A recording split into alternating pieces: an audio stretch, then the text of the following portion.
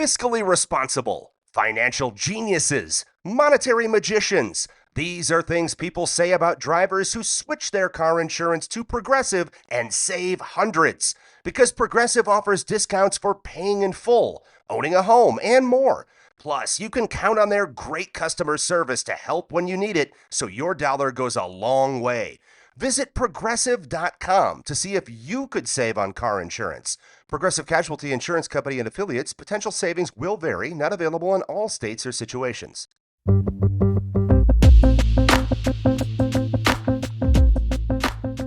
Oh, I have like a craft question. Oh, good. I love craft questions. So you did this album. Uh-huh. It has done well critically. It did do well critically. It's supporting you financially. I think we're a little beyond the window of that. But yes, for okay. a span of time, it did. You needed it to do for a while. Absolutely. Okay. Absolutely. So, is now the time you have to start planning the next one? I'm already almost done with the next one. Oh, okay. Like, what is your pace? Every day, all the time. That's my pace. No, and I'm not even kidding. Like, I think that there's a little for songwriting, for making a new album. I just got to make stuff all the time. Like, we started talking top of almost 2025. A year ago, right. Like. Well, we started talking, but like, right. Yeah. And I was coming off of a 2024 where I was at the end of my rope and trying to get a civilian job and was smacked in the face with the realization that wasn't going to work. And so the only option was to work harder in the stuff that I already do. And then I started doing the math and realizing I just had to be like way more productive than I thought I needed to be. And so, like I don't have any time to relax between things. Yeah.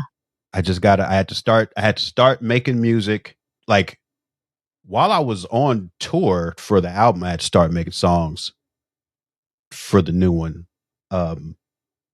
And that's along with all the other stuff that I got to do to eat. So it's all happening every day, all the time. Yeah, I'm having that realization belatedly a little bit myself. Like, I'm trying to be kind to myself. I think I've spoken about this before, about like, I didn't know what was coming. Right. You know? So you can't beat yourself up for not I can't beat myself up. Like, I thought I'd already just made X amount of dollars a year, or it had for many years. So surely that would happen again. And, and I've really been battling this treatment-resistant depression.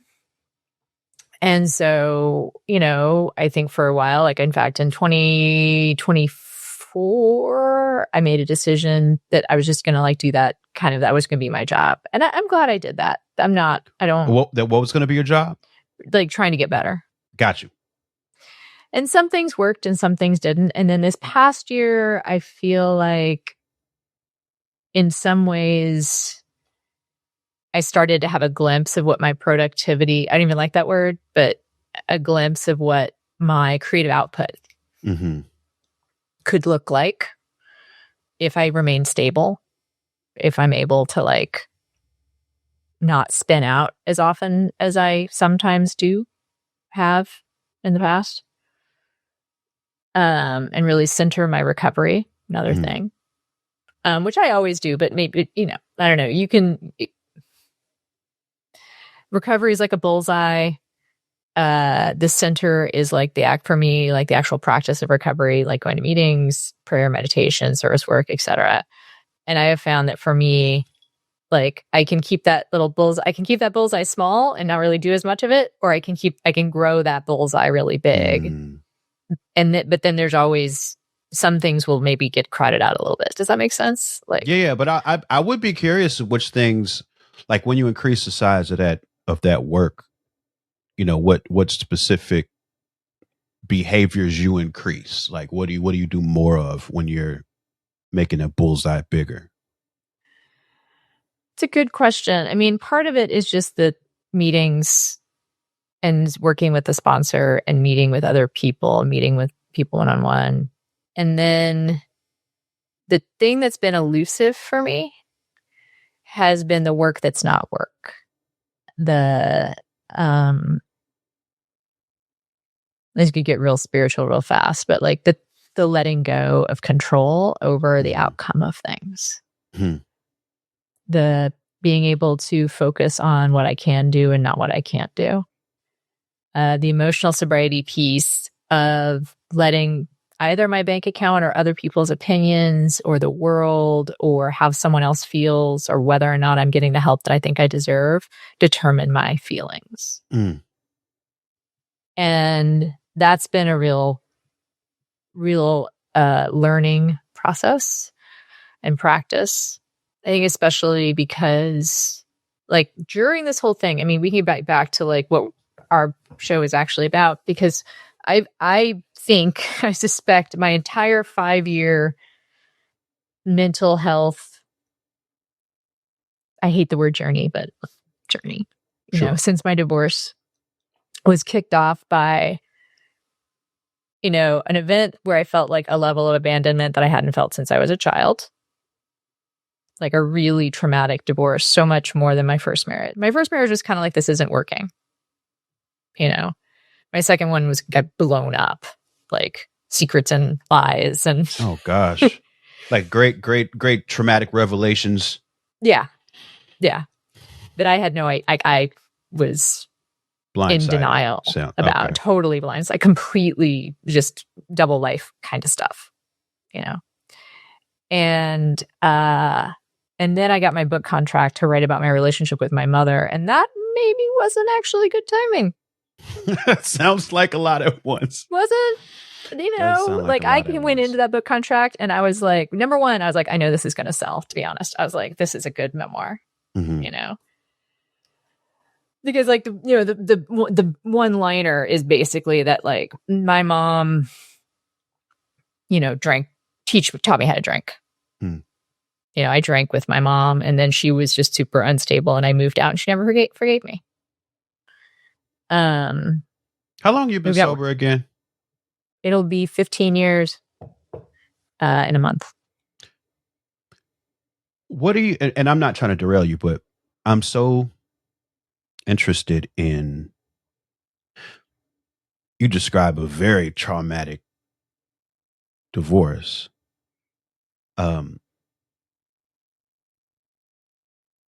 What did you have to focus on to make sure you stayed sober during that? Like, that seems like it could be really difficult. Well, I can like sort of knot this together, which is that, so I had the divorce and then COVID was happening, right. My contract to write this book, which I turned out to be not ready to write. Like I wrote a great proposal and then I got the contract and I sat down to write it. I literally remember like the first couple months where I was like, I'm going to write this. And then just like freezing and sobbing, you know, and like having to like, it's not like I recovered memories. I don't want it. Like, there's nothing that I like forgot and like, you know, came up in this magical way, but stuff that I'd never talked about with anyone. And, you know, this story about my mom, the other part of it that made it sort of memoir gold is that she wound up dying of cirrhosis a year and a month after I got my first year sobriety chip. Wow. And she drank herself. I mean, she drank herself to death. She was diagnosed with cirrhosis and just drank. It's like drinking poison. Once your liver's not working, you are effectively just drinking poison because it's no longer filtering poison out. Yeah, you are killing yourself. So in some ways, like she, right. Yeah, and like the chapter that I sold the book on was about me going to visit her the last time I saw her. When she was in a hospital bed and her, you know, her mind was gone and she didn't recognize me. And, you know, her beautiful hair tangled and dull, and like this woman who had been so glamorous to me.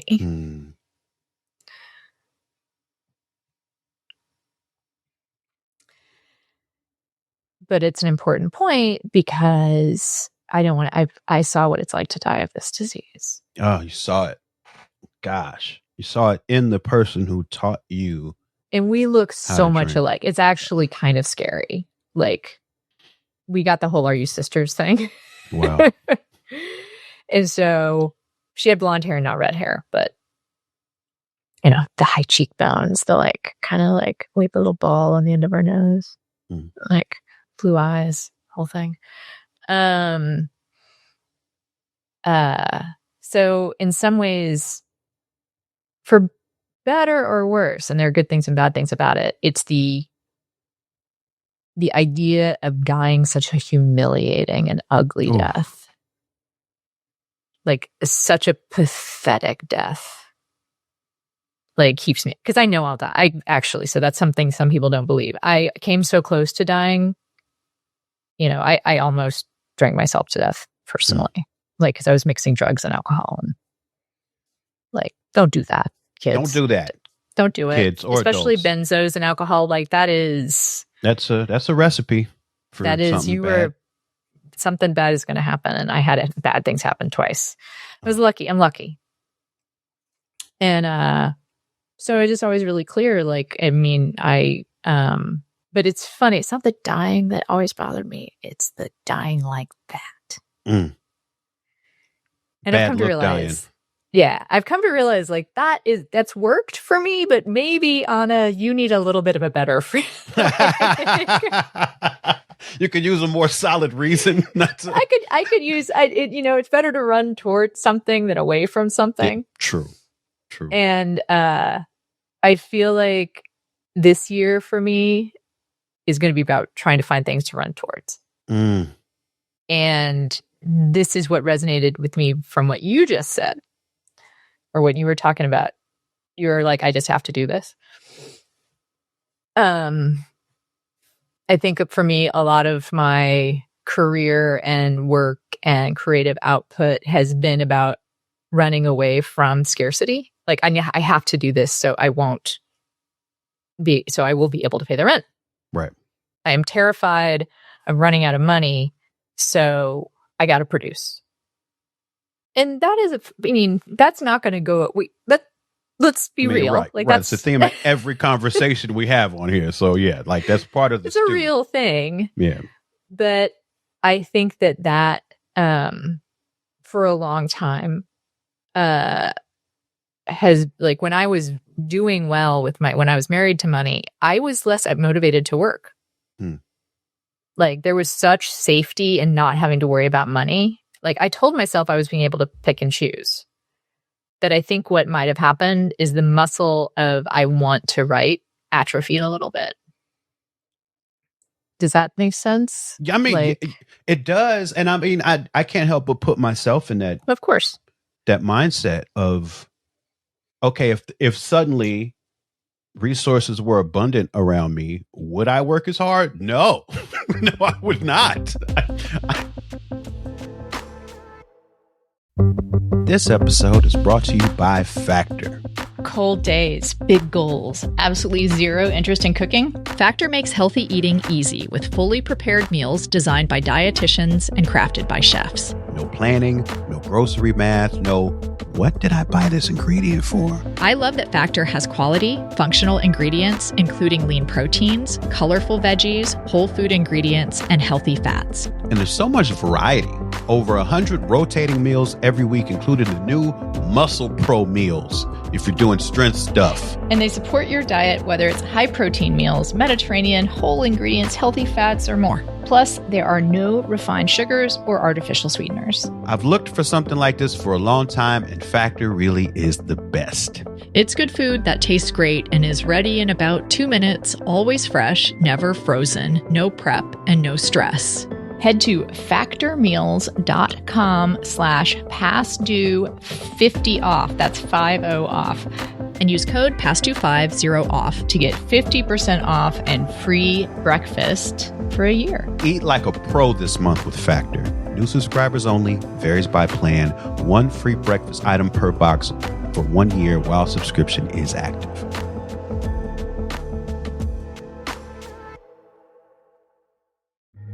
Instagram teen accounts have automatic protections for what teens see and who can contact them, plus time management tools. And Instagram will continue adding built-in safety features to help create age-appropriate experiences. Learn more about teen accounts and Instagram's ongoing work to protect teens online at instagram.com/teen accounts.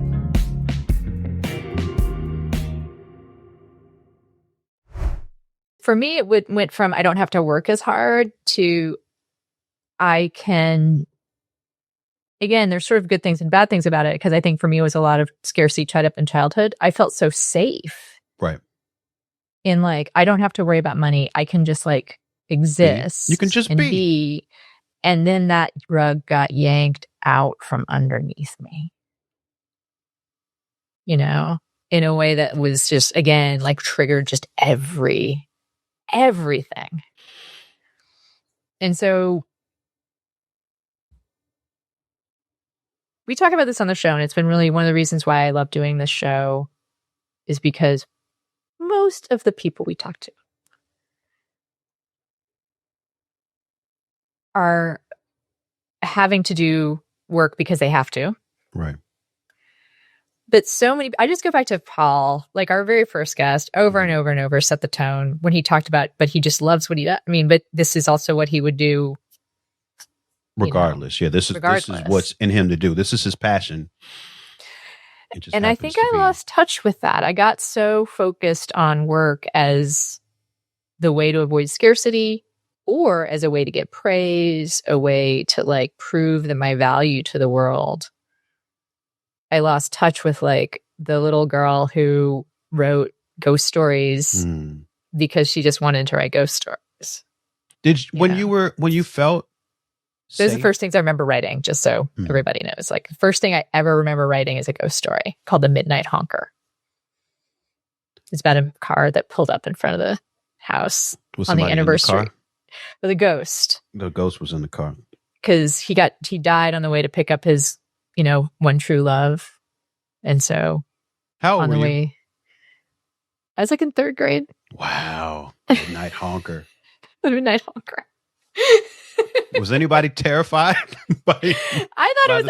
I didn't think of it scary. I didn't think of it scary. I thought it was kind of sweet. It's kind of sweet. It's kind of just it's deeply romantic. It's deeply romantic. Love from beyond. Yeah. So he would show up at that same house every night on the anniversary of his death and honk the horn for his beloved to come out and go on a date. I'd watch that movie. I don't know how it would end. I don't know if they'd call it The Midnight Honker. I don't know I think there's a lot of room for misinterpreting what The Midnight Honker could be about. So yeah, you probably would want to change the title. But that's the girl. Like that's what I think that part of me still exists.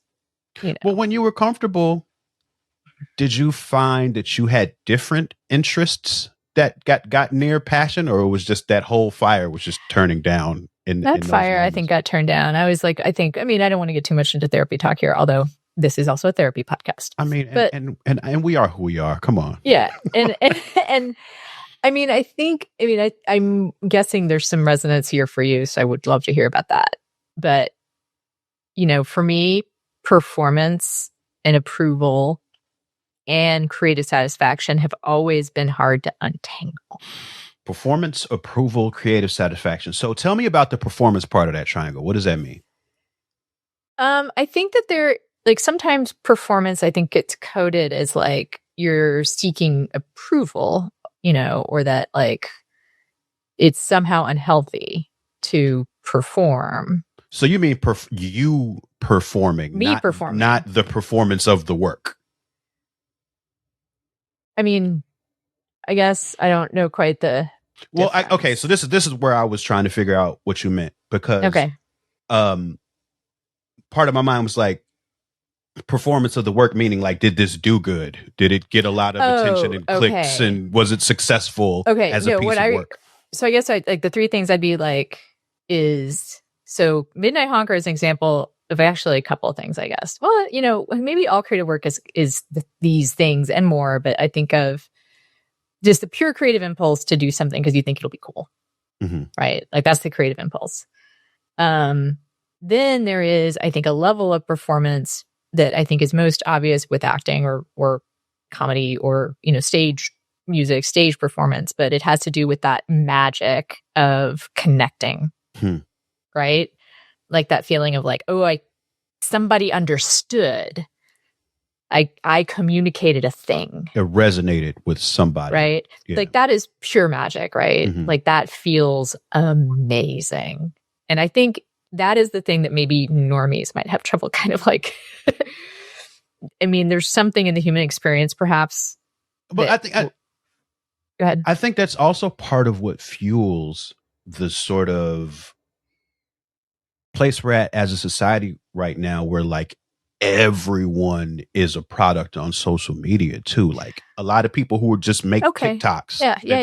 They're not experts in anything. They just want to say a thing that resonates with people. Right. And then right. So it may be more common than I'm really thinking. Cause but so that's true for writers and stuff too, right? Like when it isn't even that necessarily I hear from people about it. It's more that like, oh, okay, I know that. I felt that. I felt like the way that clicks, you know? And then there's a stuff part that kind of bleeds into something that is kind of unhealthy, which is but am I anyone without that stuff? Right. Right. And I think for me, having economic security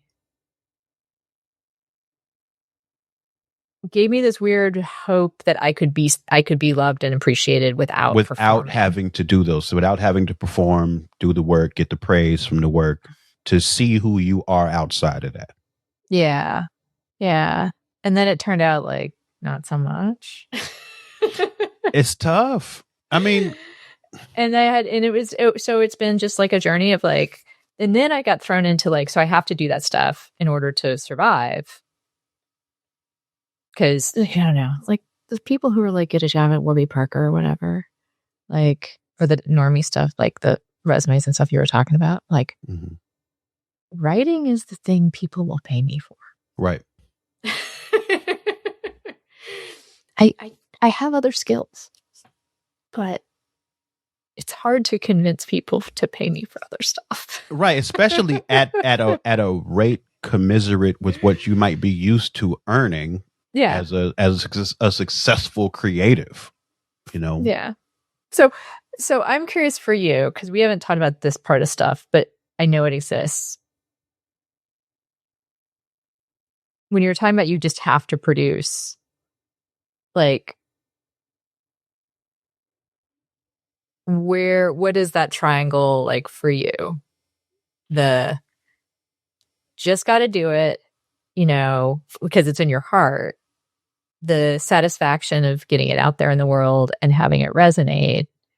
And then I have to do this in order to survive. Yeah, I think that I've had to really push all of my chips to the survival part of the triangle. In a way that I just didn't think I did. And I felt like a person who was able to sort of, this is not the great analogy, but like clock in and out of creativity. But I think that in order to, because I'm at a crossroads where either I have to maximize what I can do with creativity, or I have to like completely pivot in some way that I don't even know. Like I feel like I was trying to do, but maybe even then, like I was still trying to like find a way to do both. Yeah. Somehow. Yeah. Like I'm 45 years old. And right now I make the majority of my money selling rap music and doing live rap performances. And like that can't be the case for me 10 years from now. It can't be the case. Like physically, that's just not gonna work. Like the music, sure, but like having so much of my money depend on the physicality of jumping on stage and doing an hour's worth of intense and touring. Yeah, the travel, like all of it. It's not truly sustainable. But that's also why there's another thing I'm doing right now that I haven't talked about it much. But it's a big creative swing, and part of my motivation of doing it, I mean, my managers are encouraging me to, but part of it is like I'm trying to, with the outlook that I just presented about what the next 10 years looks like. I feel like I have to do some creative things that are out of my comfort zone to try to see if there's other pathways available to me in order to like make my reality different. Because if I know that this is not sustainable, I can't just keep doing the same things. Yeah. Even though it's good, it's getting me through the years, right? Like I feel like there's a hard road. I feel like there's a psychological crash coming for me at some point. But again, it's because I'm pushing all of my chips on that creative in a way that like, and I've known a lot of people who I feel like have allowed the fires of creativity to completely overtake their lives. Like where you kind of stop being a person to some degree. Do you mean like the brand thing? Nah, I mean like the personality thing, like the where you no longer relate to people because everything is about your ideas and your choices being embodied in a way that like it's very isolating. And people dress different, they communicate different, they answer emails weird. It's just like they Yeah, I need some more clarity around this. Like because I can think of it as being a brand or turning yourself into a full-time content creator. This like everything is grist for content, but you're talking about something else. Yeah, I'm talking about something that's more essentially creative, but it ends up looking more like a mild insanity. I wish you could give an example. I mean, it's just people I know, right? Like, and I can't exactly like. I wouldn't want to. Yeah, no, I don't want you. Like, I don't want you to like because that doesn't mean they're bad people. They're not. It's just that they become. Okay, what would that look like for you? What is the thing? So you know how like I'm on time all the time. Yes. Like I like if I and I don't mean that. I don't stop tweeting me. I do not know. I do no insinuations. No insinuations. But I'm saying that like my timeliness is sort of based on parts of me that exist outside of my creative self. You know what I'm saying? Like my orientation to the overall business structure of life and people's time and all of that stuff, right? But like I have seen the version of living where creativity pushes people to no longer care about any of that stuff. And they become a different type of person.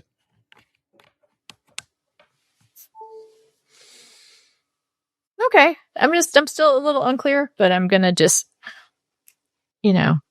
Like, I mean, have you known, and of course, this is not a name naming thing, but like, have you known people who got so into their own writing that they sort of lost touch with the world?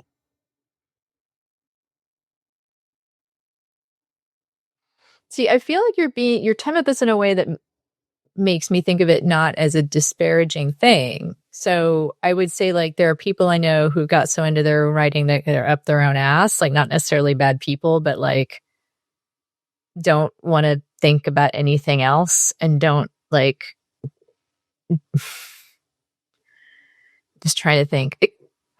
It's not quite fair. Like I know people that are just real focused on getting novels published or whatever, like real focused on like specific creative outputs. And sometimes I feel like when I see people get focused on that, they do lose touch with the things that make you want to read novels. Just like a resonant sort of experience that people might be looking like for I don't, to work. you know what I mean? Yeah. Like if you're, it feels very backwards looking to me in some ways. Like if you just like, I want to get a book published. I want to get a book published. I want it, not just novels, like. But but it might be different. It might be difficult to think of examples in writing because writing in itself is such an organizational task, especially when it comes to big projects. But like, I know people who are amazing rappers and they can just show up to a studio and freestyle into a microphone for hours and people can make songs out of it. And then they can, like their creativity is much more unhinged. And as a way of life, it can become sort of a scary thing. I just see what I hear you talking about is like people who are successful enough to like not have to have an organized life. Well, and I would still have to push back a little because I don't get to pushing back. I'm just like, it's not always successful. Okay. All right. That sounds mildly delusional. I think that sometimes it can manifest that way. Sometimes it can manifest that way. Maybe the real key to understanding here is, you said this before, and maybe this is the way that I can understand it, is you worry about a version of yourself that is so focused on the creative side of music that you neglect other parts of the structure that is your life. Right. 100%. Okay. The responsibilities, being able to communicate with people in a way that is coherent. Like, I do worry are you talking that about Kanye, Mike, are you? I mean, no, but you know what? He's probably the greatest example of a thing that I see a lot. Okay. He probably is the greatest example. And, higher highs than most people who are like that. But I know a lot of people like that. Okay. That's helpful. Although we could have a whole other sidebar about his mental illness, which I find fascinating as a fellow bipolar person. Like, can you become bipolar from a car accident? Is that a thing that can happen? Because that's what he said. I imagine brain injury can make a difference. Okay. Like, I don't know if it can organically happen, but like the brain is so poorly understood. Like, but if he had tendencies already, then which he may have, yeah. Maybe like it might have exacerbated it. I don't think it can cause it, but it could definitely. And again, all of this shit is so poorly understood. Part of me is just like, if you have the symptoms, let's not talk. Like, that's what's most important. Like, unpack that a little bit. If he presents as bipolar, there's no like test for it. There's no like, we're going to take your blood and determine for sure if you're bipolar or not. Like, the diagnosis is based on behavior. Right. So, like, it's not, if you are showing the signs of being bipolar, there's no like, I don't think he's really bipolar. Like, right. I mean, I guess you could fake it. Well, you know what? Look, but I don't think he's fake. I don't think. Right. And people's criticism of him in that context, I don't see a lot of people saying he doesn't have it, but I think a lot of people are questioning, what do we do with that, given the choices that he's made, and like, because he's done some real harmful shit, and it's like, how much culpability or accountability is he expected to have over like the real harm he's done based on that diagnosis? I found that letter that he put in the Wall Street Journal to be very persuasive in terms of his genuine regret. Now, that's just the beginning of the journey, though. That was exactly my point as well. That like, I hope he doesn't feel like writing that letter. People who demanded more right in that letter, or maybe that's a little much. Like, that letter is a good beginning. But I think I feel so many different ways about it. Well, the thing that really resonated with me is his description of what it was like to be in the manic state, because I don't think a normal person can understand. It is a psychotic break where you cannot control your behavior. Let me ask you this. And he described it really well. And I thought so too. Obviously, I don't suffer from it, so right. Obviously, but it's a good description. It was actually a well-written letter. I didn't hate it. Yeah. But one thing that I was thinking about in it, and you can let me know how this sounds to you. One thing I was reflecting on while reading it was that it sort of sounded like the tone of the letter was that he was putting all this together right now or in the last few months or something. But there's like years of people around him publicly telling him to take his medicine, like years. And then you would see the stuff that he would do, and it would be people pleading with him, like and sometimes just to DMs to him, but then he would leak them, like people pleading with him to, take his medication, take care of himself. Yeah. And it's like, okay, so now how did you get from there to here? And that part is it. And it makes the cynical part in me,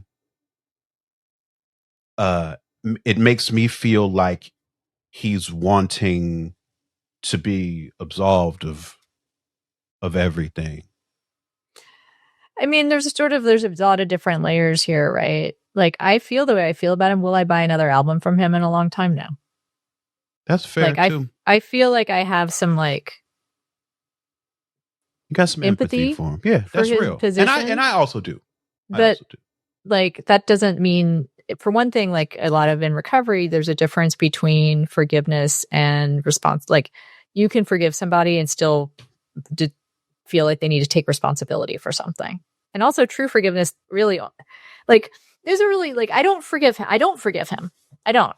Like, he doesn't, like, it's not like he has a clean slate. And he shouldn't. But he has a, like, marker, I would say.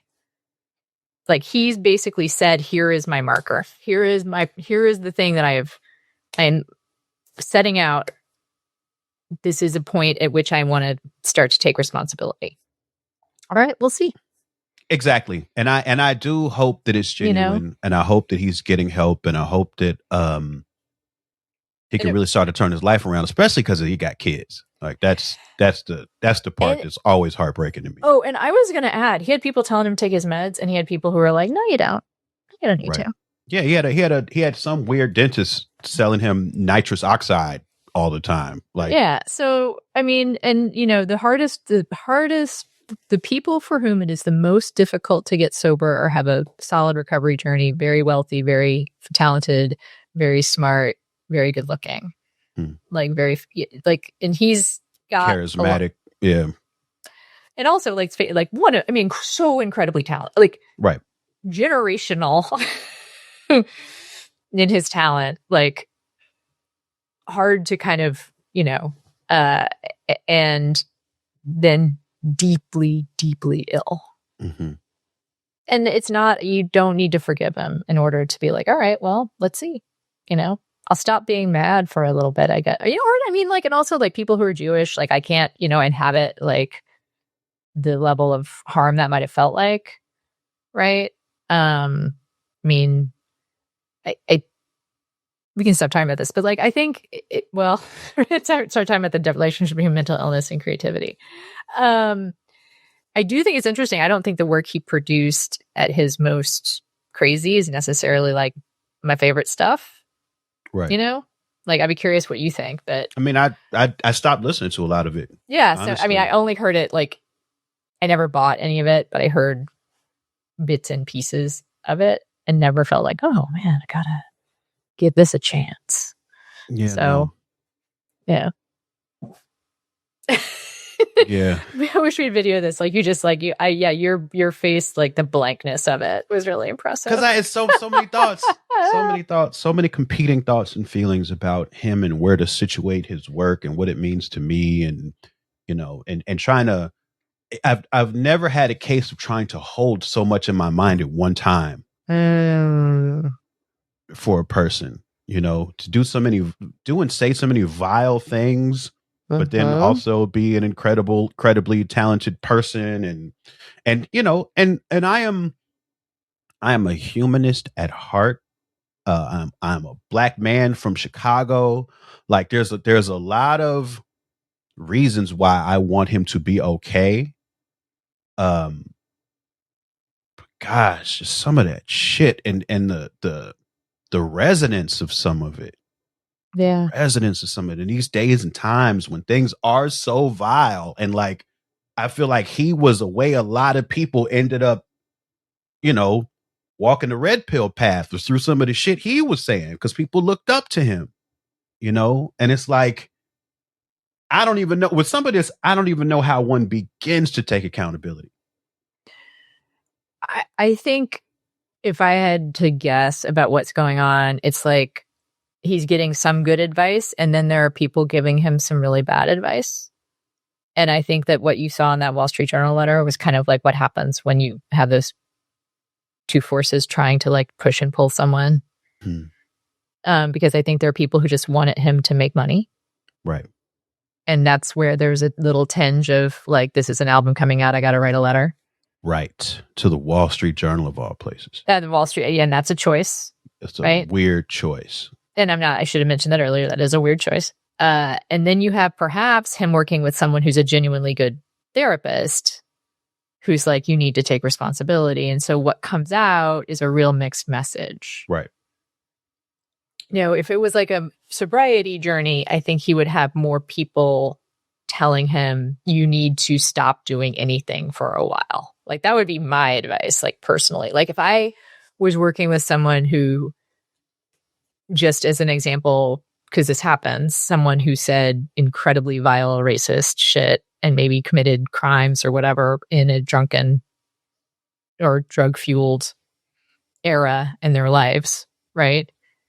I would say and they were very successful, very charismatic, whatever. I would be like, just stop doing anything for a while. That would be my, like, just go, you have money, go. Right. Go to the desert. He can afford to take a break. Yeah. So he should go to the desert for a year and make your music. Like do the things, have the therapy, and just drop off the face of the earth. Go spend some time with your kids a little bit. Go spend time with your kids. Like just don't say anything. Right. Don't say it unless it's just like, okay, I realize all the shit I did. I'm going to go work on this. Something that I wish there was more of a conversation about is like redemption. Mm-hmm. And I think it should be survivor led. I think survivors should lead all of these conversations. But to the degree that they are willing to, because some people are just like, leave me the shit. 100%. 100%. But there's some people that want to. There's that definitely yes. But it's not for. I mean, I guess what I'm saying is it's not like you can't demand that. It's emotional labor for a survivor to come forward.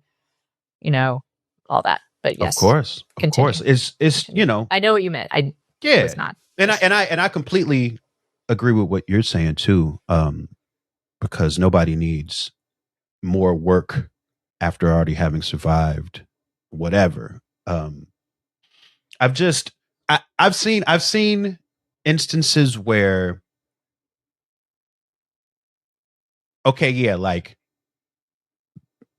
people got Louis C.K. removed from the industry mostly, right? Like mostly. But see, that's the thing. It's like at the end of the day, he's a stand-up comic, which is an independent contractor, and if anybody who runs comedy thinks people will come see him, then they will hire him. And that's just, you can't affect that to a certain point. It's like the same with Joe Rogan. People get pissed off at Joe Rogan and Spotify should cancel his contract or whatever. But at the end of the day, he can do his thing no matter where, like wherever he wants to, because the people who come listen to him will follow him wherever he's going. And you can't take it away from him like somebody who works for a corporation necessarily. Yeah. Like who whose morals can be called into question in a way where you can lower their bottom line by people choosing a different product. And so I think that there's this like leftover anger people have for the people who they want to cancel, but they really can't. And I've seen them sort of take it out on people in more independent places that obviously harm is done. So it's not like, it's not like these people shouldn't be held accountable, but it's like, if you cancel somebody and all they have is just people in a community, that's all they have. Once that goes away, then like, what happens to this person? Okay. Example or Ooh, no names, but like give me, because like okay, let me venture a guess, not person, but like situation. So it's one thing to be Matt Lauer, right? Right. Yeah. If you got funky door locks and also incredibly wealthy and or Louis C.K. for that matter, right? But then there are people whose offenses are lower level, and also their ability to retreat from the scene is less certain. Yeah, and there's no mansion to hide in. Yeah, that's what they have to keep working.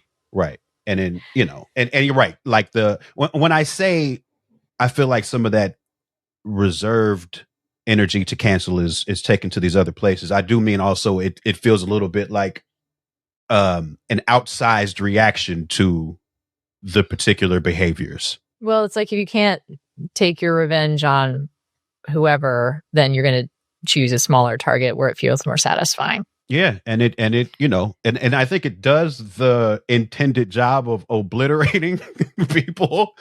But it's just like I guess the question for me is this: is that the end of the story? Like, is that the goal? Is that the end goal? My personal opinion is that there is no forward motion without repair. I completely agree with that too. I don't see any avenues presented for repair. And it doesn't happen very often. I think that's where 12-step recovery does offer a good model. And I am, unlike some people, I guess, I am not cynical about people who come forward and say they're sex addicts, like when they get caught in Me Too stuff. Right. Sex addiction is a real thing. And it can cause people to make compulsively bad decisions. Right? Mm-hmm. And in an environment that's already patriarchal, like, you get away with it, it gets worse. Right. And it harms like exponentially more people. But like, what would happen in a 12 if someone is legitimately like, I'm a sex addict, I need to deal with that. Part of what would then happen is that the person goes and does the work of doing individual amends to the people that they have harmed. Right. And that becomes an opportunity for repair. And beyond the individual amends, because I actually I've got a Me Too connection with someone. I've never said who it is. I won't say who it is. But an intermediary was like, do you want an apology? And I was like, no fucking way. Like, I do not ever want to be in the same room. I don't ever want to like say the name.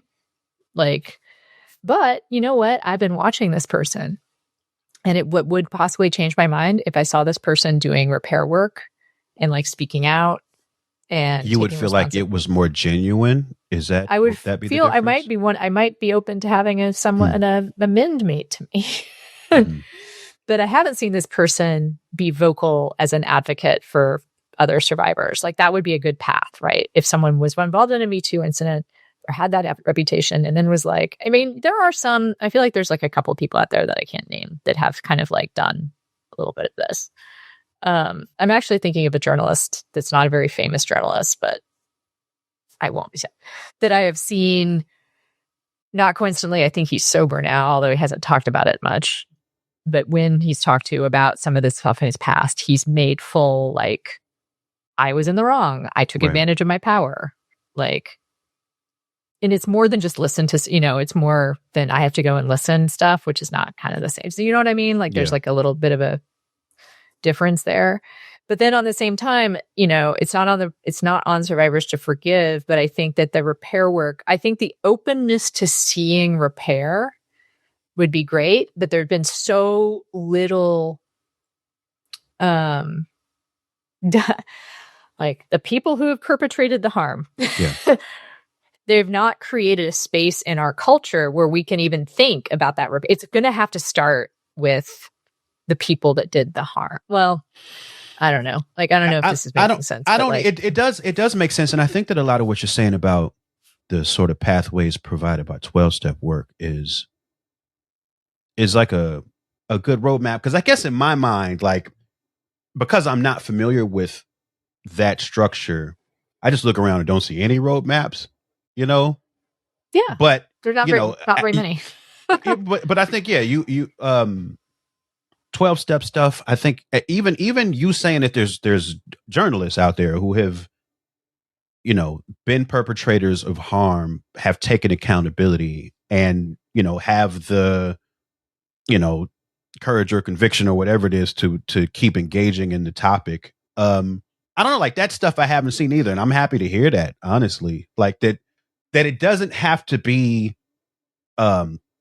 permanent exile for everything. Some things obviously deserve that, but there hadn't been much nuance involved in it. And I'm actually happy to hear that somebody's able to come back and talk. Yeah. And it's in the 12-step model, part of that repair work journey is also, though, to let go of the fact that you may ever get back what you had. Right. Like, because that shouldn't be the case probably for most people. It shouldn't be the case. Yeah. So in some ways, it's just an act of utter humility to be like, I'm going to re-enter the arena with a humility and willingness to take responsibility. And then they might get their career back and they might not. But you kind of just have to like come back in and be like, this is what happened. I'm very lucky with what happened for me in journalism that I never did anything unforgivable. Right. But I mean, I feel the continuing journey to get back to mental health. Like for me, like I feel like I have to continually be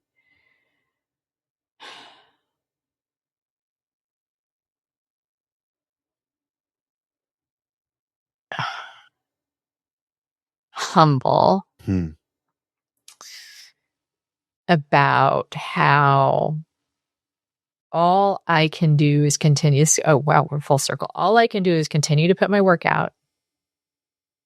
And whatever has happened in the industry and whatever mental health episodes I've had, like, this sounds so terrible in a way, but I can't control how people respond to my desire to do more or do better or get back in the swing of things, or I don't know. It's not that I haven't committed any sexual assaults, but I'm just thinking about I'm just thinking about how I do find a little bit of like a reminder here that, as we were talking about before, all I can do is the output and not the outcome, which is what I guess the real parallel I'm talking about in terms of like recovery, amends, forgiveness. Like there is just a way that applies to all creative things, which is all I can do is do the work. And unfortunately, the industry does not owe me my 6 figures a year. I think they do. They ought to just pony it up, They should. Yeah. I agree. But see, even that, like, I mean, unfortunately, like, no. I always got upset whenever I worked in television to see how they pissed money away. Yeah. Nonsense all the time. Like, that could be somebody's whole ass salary. Just spending it on fucking granola bars nobody's eating.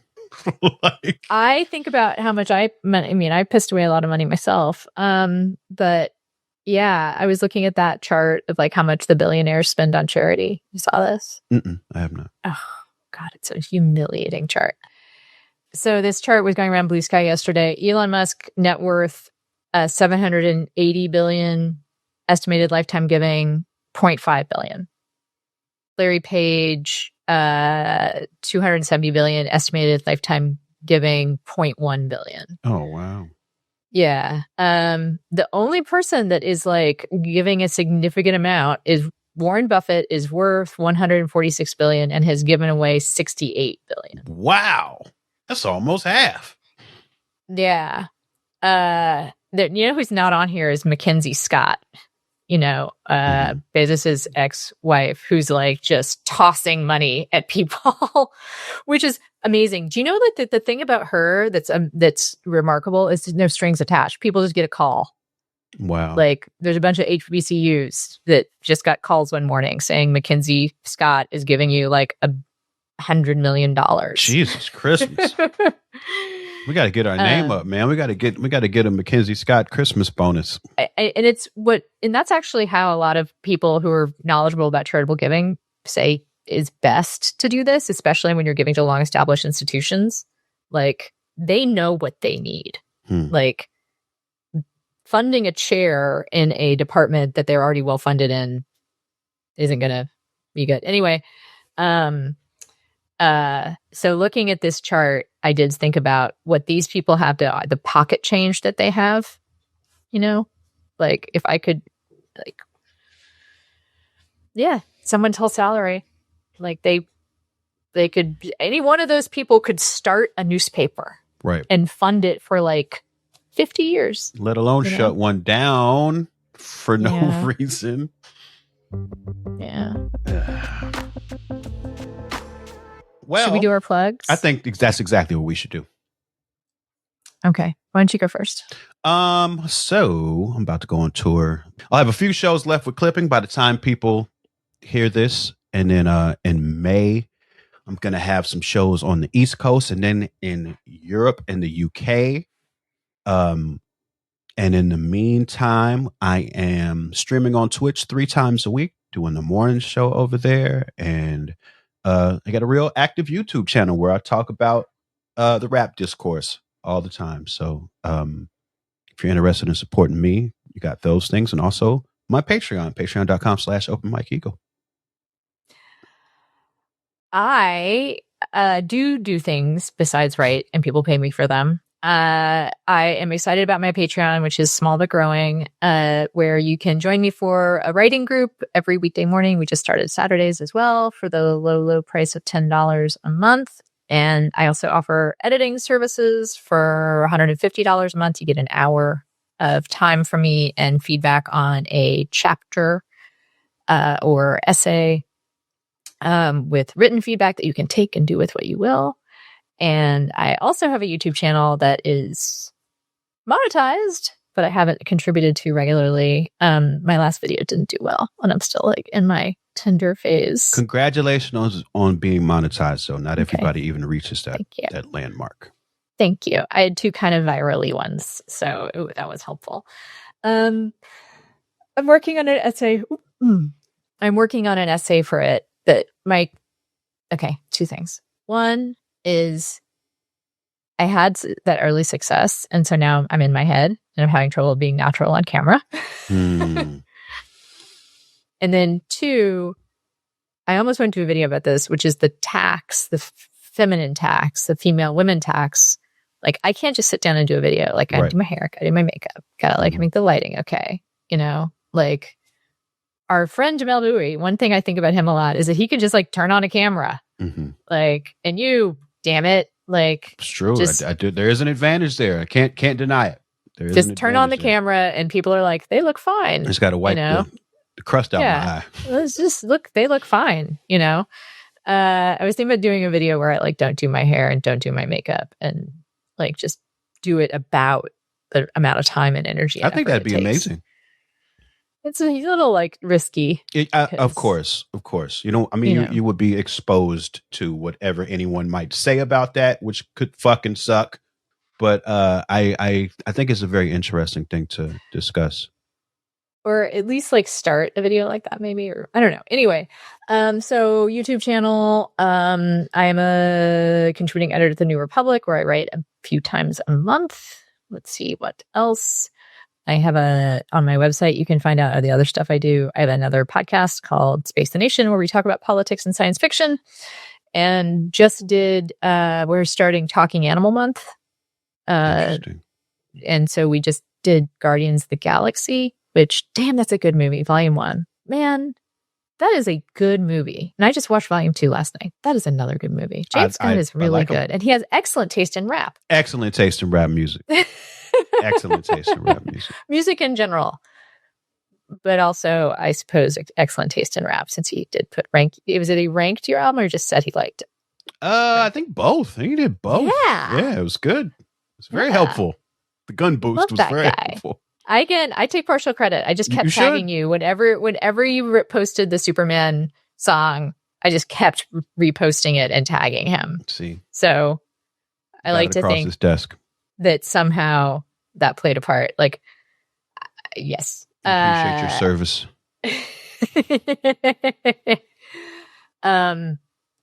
All right. So it was nice to check in with you. Good to talk as always. And we will talk to the rest of y'all listeners next week.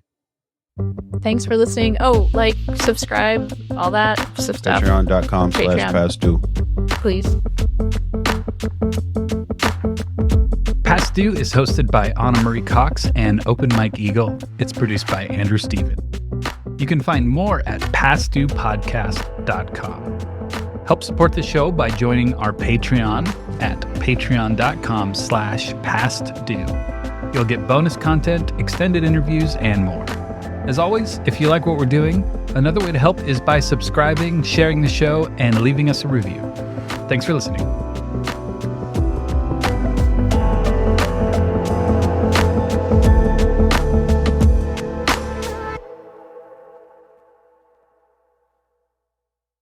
Not all darkness is dangerous. Sometimes it's the doorway to becoming whole. On the brand new podcast, The Shadow Sessions, hosted by me, Hibab Al-Faqih, a psychologist and trauma expert, we shed light on the hidden corners of the human experience. Through raw, unfiltered conversations from the edge of healing, The Shadow Sessions invites you to do the deeper work that leads to real change. Follow The Shadow Sessions wherever you're listening now. Sometimes it feels like red and blue states are just as divergent as post-World War II East and West Germany. So what can the US learn from German political history in order to create a more perfect union? Find out on the new season of The Future of Our Former Democracy, the Signal Award-winning podcast for more equitable democracy and large media. Hosted by me, Colin Cole, and Heather Villanueva. It's time to rethink democracy. So follow The Future of Our Former Democracy wherever you get your podcasts.